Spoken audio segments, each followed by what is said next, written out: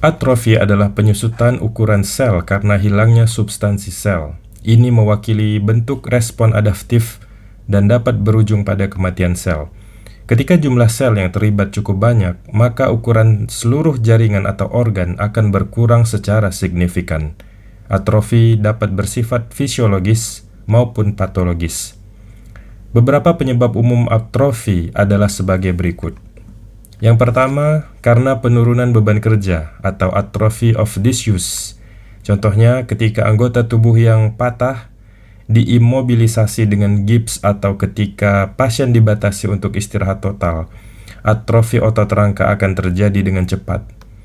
Penurunan awal ukuran sel yang cepat ini bersifat reversibel setelah aktivitas dilanjutkan. Jika tidak digunakan dalam jangka waktu yang lama, serat otot rangka akan berkurang jumlah dan ukurannya. Atrofi ini dapat disertai dengan peningkatan resorpsi atau penyerapan tulang yang menyebabkan osteoporosis jika tidak digunakan. Yang kedua adalah hilangnya persarafan atau denervation atrophy. Fungsi normal otot rangka bergantung pada suplai sarafnya. Kerusakan pada saraf menyebabkan atrofi cepat pada serabut otot yang dipersarafi oleh saraf tersebut.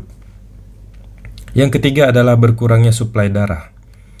Penurunan suplai darah atau iskemia ke jaringan akibat penyakit oklusif arteri dapat menyebabkan atrofi jaringan karena hilangnya sel secara progresif.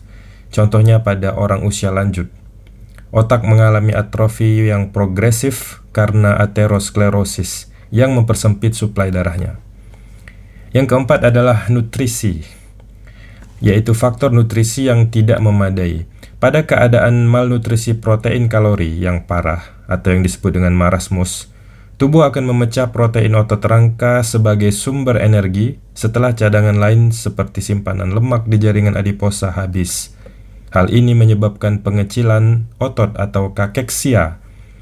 Kakeksia juga terlihat pada pasien dengan penyakit inflamasi kronis dan kanker.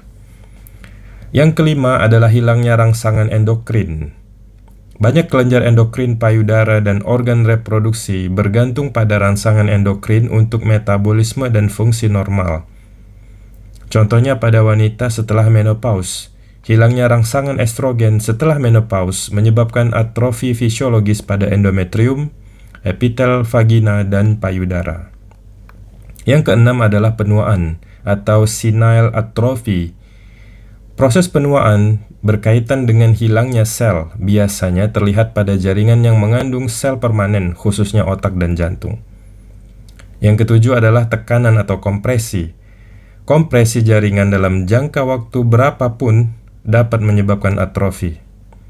Tumor jinak yang membesar dapat menyebabkan atrofi pada jaringan di sekitarnya yang terkompresi oleh tumor tersebut.